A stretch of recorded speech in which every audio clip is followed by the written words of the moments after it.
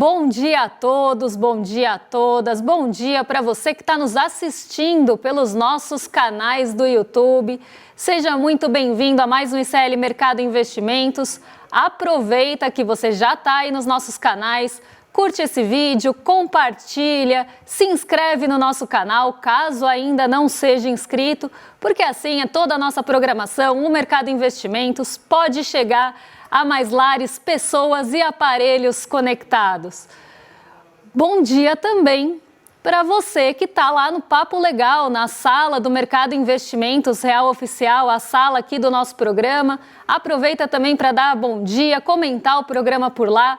Tem enquete rolando no Papo Legal e daqui a pouquinho a gente vai passar com vocês, porque hoje o nosso programa está recheado de assuntos, tem um monte de coisa para a gente comentar. Aconteceram muitos eventos durante o final de semana e a gente vai atualizar vocês sobre isso. Claro que o Rádio News já falou, N1 já falou, mas aqui também a gente vai trazer um pouco dessa perspectiva econômica e de todo esse apoio que Milei está dando aí a Flávio Bolsonaro, que vira quase que um guru econômico dessa candidatura, porque não foi uma, não foram duas vezes que já se falou do modelo econômico de Javier Milei na Argentina ser trazido aqui para o Brasil, num possível governo que vai estar muito distante da gente, graças a Deus, de Flávio Bolsonaro. Não foram, rasgaram seda e elogios uns aos outros já em outras ocasiões, e agora isso fica muito explícito. E a gente tem que falar que modelo econômico é esse e o que ele traz de mudança e a quem ele atinge. Isso é o mais importante da gente comentar aqui e vamos falar desse assunto hoje. Outro assunto que voltou para o radar é a taxa das blusinhas. A taxa das blusinhas voltou para a discussão porque tem muito empresário por aí pedindo a volta da taxação das blusinhas. E quando a gente falou aqui sobre esse assunto, quando a gente falou da hipocrisia, inclusive da contradição que era esse pedido da taxa das blusinhas ao mesmo tempo que se pede Estado mínimo em uma série de outros aspectos, a gente teve ainda que debater com o Luciano Hang sobre isso, já que ele é um defensor da taxa das blusinhas, afinal, ele acaba ali sendo influenciado por isso. Uma pessoa contraditória, para não dizer o mínimo. MP enfrenta ofensiva de empresários após tarifaço de Trump e aqui MP das taxas das blusinhas.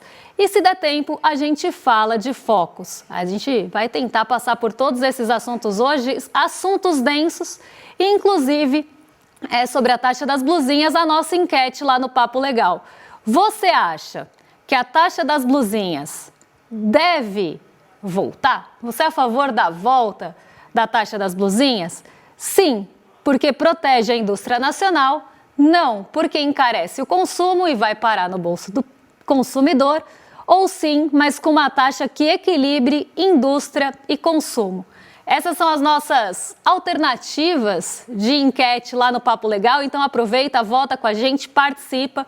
Como eu falei, hoje o programa está corrido e a gente vai passar por todos esses assuntos, começando com o Javier Milei. Milei estava aqui em São Paulo, logo no começo do final de semana, estreando aí o final de semana no Palácio dos Bandeirantes, recebendo condecorações e homenagens do governador de São Paulo, Tarcísio de Freitas, que também já elogiou o modelo econômico de Javier Milei, mas ele não esteve só no Palácio dos Bandeirantes recebendo homenagem. Ele também esteve ali no evento de lançamento da candidatura de Flávio Bolsonaro. A gente tem um trecho desse vídeo e a gente vai passar aqui para vocês, porque Milei acabou atacando uma série de figuras políticas aqui no Brasil. Teve um discurso horroroso, na minha opinião, e na opinião de muita gente, um discurso grosseiro. E aqui a gente vai falar não só dessa quebra de regras por Javier Milei, mas também de todos os aspectos que acabam no pano de fundo de tudo isso, principalmente na seara econômica. Vamos ver o vídeo e a gente já comenta na sequência.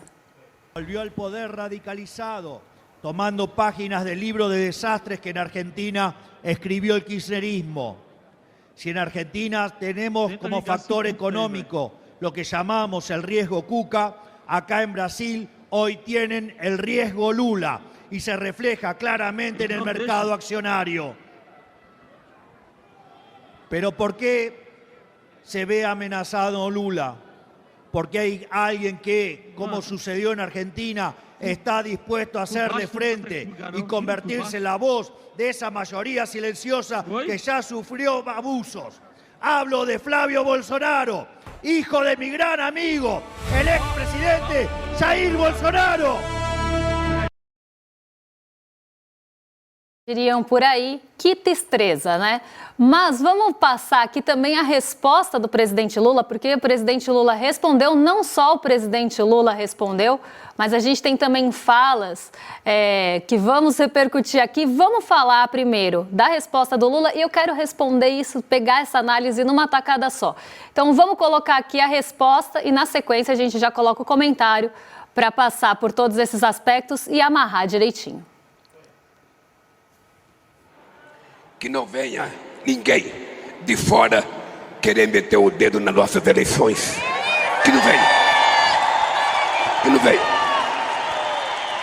Eu não sou de fazer bravata. Eu não gosto de dizer o que eu não posso fazer. Mas eu quero dizer para vocês. Vou dizer para vocês uma coisa que eu trago do berço. Eu vou dizer uma coisa que eu trago do berço. Uma coisa aprendida com uma mãe analfabeta. Andar de cabeça erguida. Ter vergonha e caráter que a gente não encontra no shopping.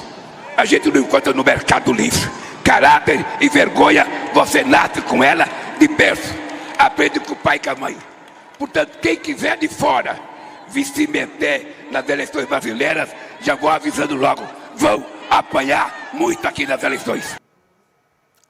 Inclusive, né, eu estava falando aqui de algumas repercussões em relação à fala do Javier Milei no evento de candidatura do Flávio Bolsonaro. O chanceler brasileiro, que não poupou adjetivos, chamou as declarações de Milei de ríspidas, grosseiras e inaceitáveis. 3 palavras aí que valem mais do que muita nota oficial. Então aqui a gente vê, né, esse ataque bem direcionado do Javier Milei a figuras importantes da política brasileira e muito coordenado também a ataques que normalmente Flávio Bolsonaro, Eduardo Bolsonaro, o próprio Jair Bolsonaro, quando podia se pronunciar sem ser um vídeo de IA, falavam ou atacavam. Que a gente está falando de Xandão, a gente está falando do próprio governo Lula, e isso gerou uma crise diplomática entre o Brasil e os Estados Unidos. O Brasil e os Estados Unidos, essa já está se escalando faz tempo, mas entre o Brasil e a Argentina agora, inclusive nessa seara de tentar ali lamber botas de Donald Trump, todos bem alinhadinhos, inclusive como um grande projeto, eu diria, todos bem alinhadinhos ali, nesses ataques que acabam sendo bem direcionados a essas figuras que normalmente são colocados aí, colocadas, né, as figuras colocadas como os pilares dessa injustiça, dessa ditadura da toga, como eles gostam de falar, em relação ao presidente Jair Bolsonaro, que está preso e não é por pouco. E por isso teve que ter vídeo de IA. E eu acho que essa é uma grande discussão que a gente poderia ter, né? Qual o limite do uso da inteligência artificial num caso como esse? Porque se ele não pode se pronunciar e você coloca uma inteligência artificial com a imagem de um presidente que está, né, esse presidente agora, ainda bem, que está preso e que não pode, por vários motivos, ali estar presente, inclusive porque está em regime ali de prisão domiciliar, mas que não pode ficar falando, não pode se comunicar dessa forma. Isso, inclusive, são regras ali colocadas a ele.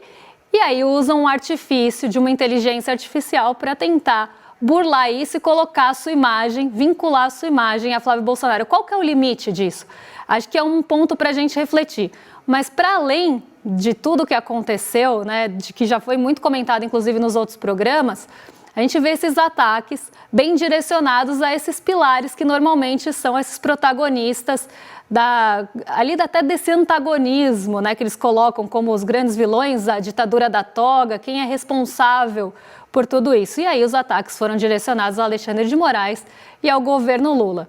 Acho que a resposta, ela vem até um pouco num tom acima do presidente Lula, e o fato também da questão da embaixada, de chamar de volta ali, também dá um recado dessa escalada nas relações com a Argentina.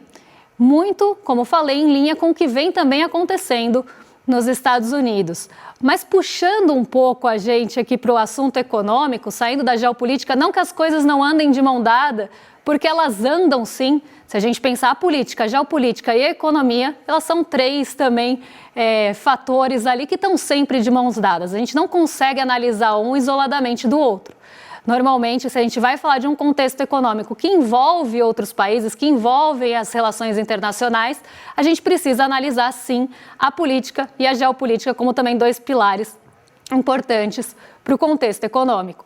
E aqui a gente vê, né, que está ficando tudo muito amarrado e a gente consegue perceber esses elos, principalmente se a gente pega toda a história ali do começo. A gente tem os ataques do Donald Trump ao Brasil, coloca o tarifaço, ameaça a Lei Magnitsky, na verdade ele chega a usar esse artifício, depois isso cai por terra, mas ele usa ali o tarifaço, coloca essa ditadura da toga, as injustiças em relação ao ex-presidente Jair Bolsonaro na visão dele como um grande pretexto, porque o pano de fundo é muito mais embaixo.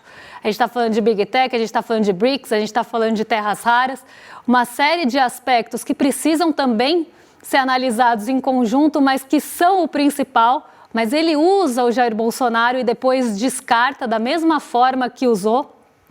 Volta agora a tarifa de 25%, com algumas adições mais recentes aos produtos exportados brasileiros para os Estados Unidos, nessa tentativa de pressão e de interferência no governo e nas eleições presidenciais. E aí vem Javier Milei da Argentina falar que a gente tem uma postura anti-argentina, colocar esse ponto, falar, ameaçar e não ameaçar, mas atacar duramente figuras importantes da política brasileira, colocando também mais um elemento em todo esse caldo. Ele está colocando mais um ingrediente nessa sopa que já está rolando há algum tempo, colocando-se também alinhado aos interesses dos Estados Unidos e tentando puxar, dando essa mãozinha para Flávio Bolsonaro e tentando puxar essa candidatura aí com as suas falas que foram, concordo aqui com o chanceler, ríspidas, grosseiras e inaceitáveis.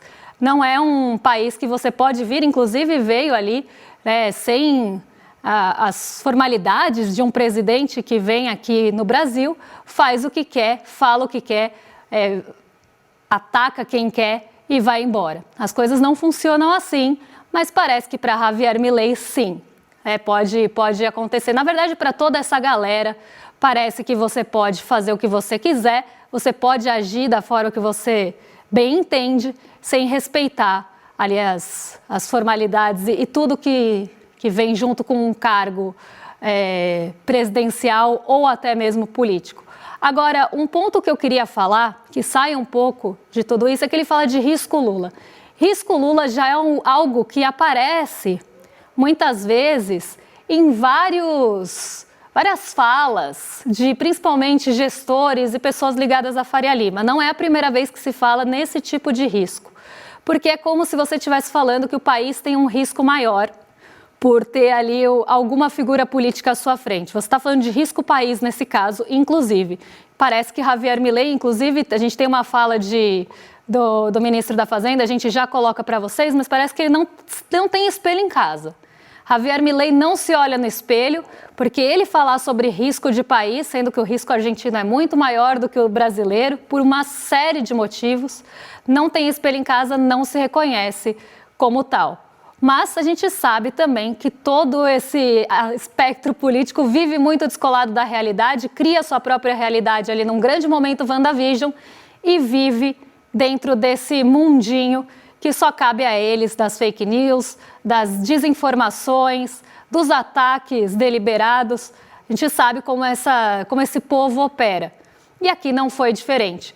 Mas um ponto que eu queria chamar a atenção aqui é que quando você tem esse apoio de Javier Milei a Flávio Bolsonaro, Também tem o outro lado. Tarcísio já falou sobre isso, gestores também de fundos mais ligados à Faria Lima já falaram sobre isso, e Flávio Bolsonaro também já deu alguns elogios ali a Javier Milei no aspecto econômico. E aqui a gente precisa saber do que está se falando dentro desse aspecto econômico. Que aspectos econômicos são esses?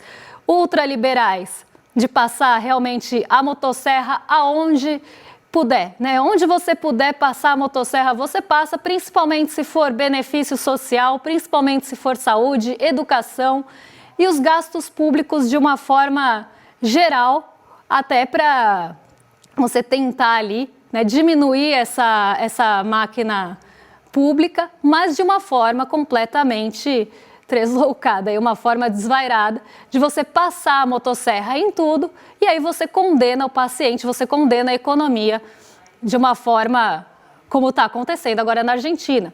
Os argentinos, os aposentados estão sofrendo porque não conseguem comprar mais nada com a sua aposentadoria. Você tem os trabalhadores que também estão numa situação muito difícil na Argentina. Você corta toda a verba ali de ciência, de saúde, você corta a verba também da educação, mas assim que você precisa, você pede socorro. E você pede socorro a quem? A quem a Argentina está pedindo socorro reiteradamente? Aos Estados Unidos e aos bancos como o FMI. Então você vai sentar no colinho do FMI, como eu já falei várias vezes aqui, e vai ter que seguir uma série de regras que são de mais austeridade ainda. Com isso, você acaba com a economia do país, você condena a economia do país a um fracasso, porque você não vai ter demanda, o trabalhador não vai ter dinheiro, se o aposentado não tem dinheiro, se ninguém consegue demandar os produtos, como é que o país vai crescer? Como é que você tem, né, a economia girando se você não tem perspectiva de demanda? E você entra num ciclo muito negativo. Acaba com a inflação, ou pelo menos baixa a inflação, baixa, mas matando o seu paciente principal, que é a economia. Então você baixa a febre porque você matou o paciente, você cura a dor de cabeça porque você matou o seu paciente.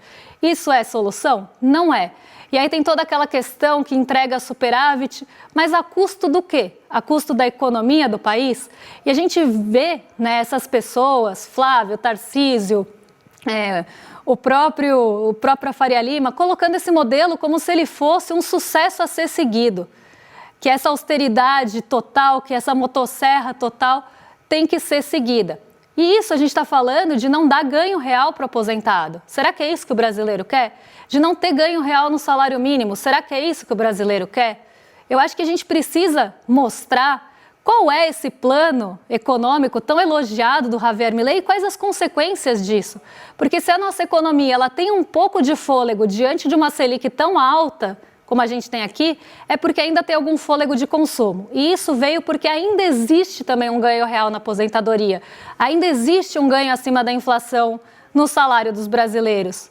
Pode não ser o que a gente gostaria, mas ainda existe. Imagina se não existisse.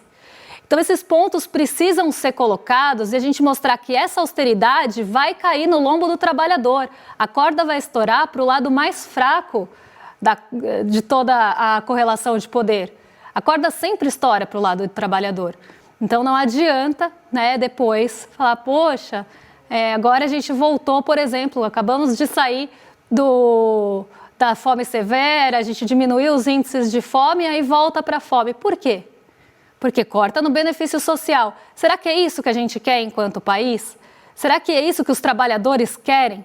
Então isso precisa ser dito sim, que modelo é esse que eles colocam como vitorioso e gostariam de trazer para o Brasil, que não deixa de ser também uma agenda alinhada à parte da Faria Lima, que vem elogiando esse modelo mesmo diante do fracasso da economia argentina. E agora a gente tem o apoio mais do que explícito aqui.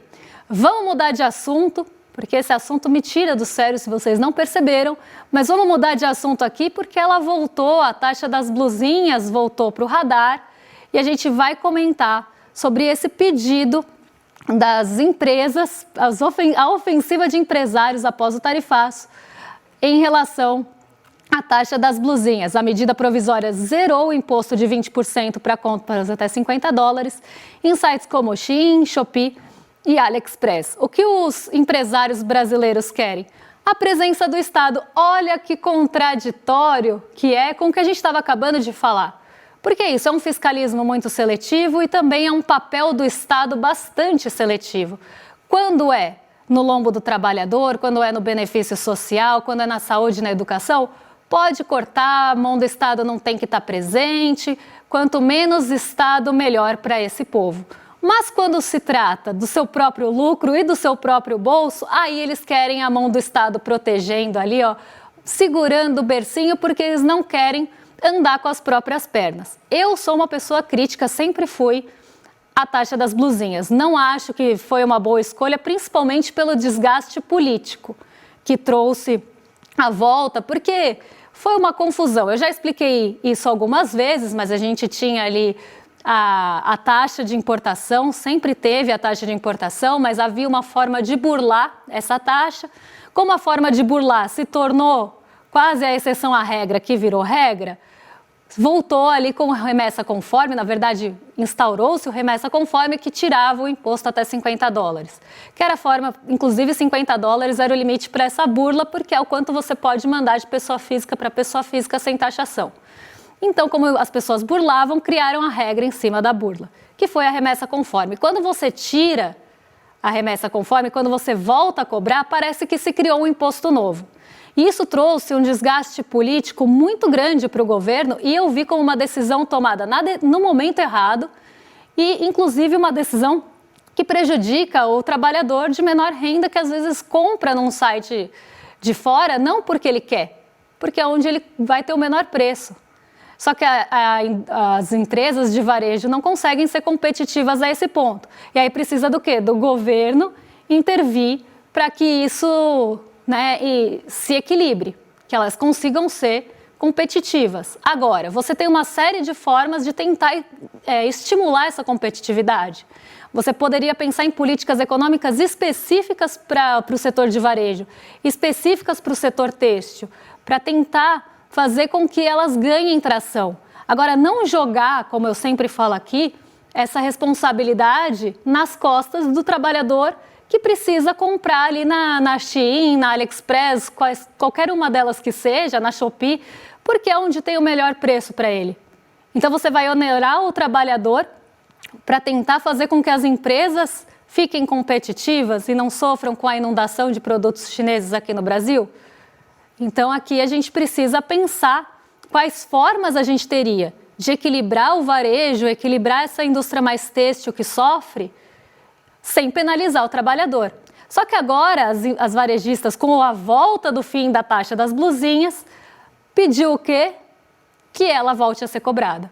É um imbróglio mesmo, mas o que eles querem é a volta da taxa, onerando o trabalhador, para eles ficarem competitivos e conseguirem vender aqui no Brasil. E justamente foi isso que eu falei do Luciano Hang lá no passado.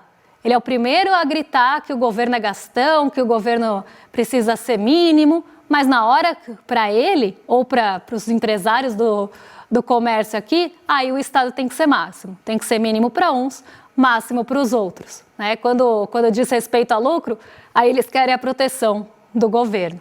Bem contraditório, eu diria, mas como eu sempre falo, existem medidas que poderiam favorecer esses setores sem onerar o trabalhador. O que eu não gosto da taxa das blusinhas não é o protecionismo ali, a indústria tentando dar algum incentivo para a indústria nacional ou para o comércio. É o que ele recai no trabalhador, sendo que poderiam ser tomadas outras formas de subsídio, outras políticas públicas para fomento da indústria que não onere o trabalhador no final das contas. E isso precisa ser pensado. Aí é aquela coisa, né? Estado mínimo para os outros, máximo para mim e para o meu lucro. Vamos ver o resultado aqui da nossa enquete, porque já deve estar na tela aqui. Será que a taxa das blusinhas deve voltar, segundo a nossa sala do Papo Legal? Vamos ver aqui. Sim, mas com uma taxa que equilibre indústria e consumidor com 61%, não, pois encarece o consumo 34% e 5% sim, porque protege a indústria nacional. Então, o que as pessoas gostariam aqui é um equilíbrio entre a indústria e o consumidor, que não onere totalmente o consumidor brasileiro. Vou me despedir por aqui, porque hoje tem uma estreia muito especial, Mas antes de me despedir, eu tô aqui com a caixa, deixa eu tomar cuidado aqui com a caixa confidencial, que é o bônus inédito, muitos bônus, não é só um bônus não, são bônus inéditos para quem assinar o ICL depois da exibição do nosso documentário sobre o 01, o Flávio Bolsonaro. Você ainda não assinou? iclmercado.com.br ou o QR Code que está aqui no cantinho da tela, você aponta, já é direcionado, mas olha quanta coisa tem aqui na caixa. Tem a Revista Liberta impressa, a edição O Herdeiro do Jair, tem o Negócio do Jair, da Juliana Dalpiva, o livro aqui da Ju, a História Proibida do Clã Bolsonaro, e a gente ainda tem uma série de outros brindes aqui, como As Democracias Morrem, best-seller aqui de um livro que vendeu bastante, e ainda tem aqui o Arquivo Confidencial, ó. Arquivo Confidencial, com avisos ao leitor, com uma série de outras coisas. Quer participar aqui com a gente, apoiar o nosso jornalismo, apoiar o ICL, iclmercado.com.br, e ainda você leva essa caixa de brindes aqui que não tá brinquedo, hein? Tá muito legal. Então, já sabe, não fique de fora, dê a mão aí pra gente. Agora sim vem uma estreia muito especial, hoje é um dia de muitas estreias aqui no ICL, teve o Rádio News e agora o novo rolê no canal do Deluca. Quero todo mundo lá se inscrevendo, dando o seu joinha também, comentando pro canal do Deluca, do nosso querido Will. Isso é um sucesso. Então agora vocês estão com o rolê ICL nesse novo formato e eu me despeço por aqui. Um beijão e até amanhã.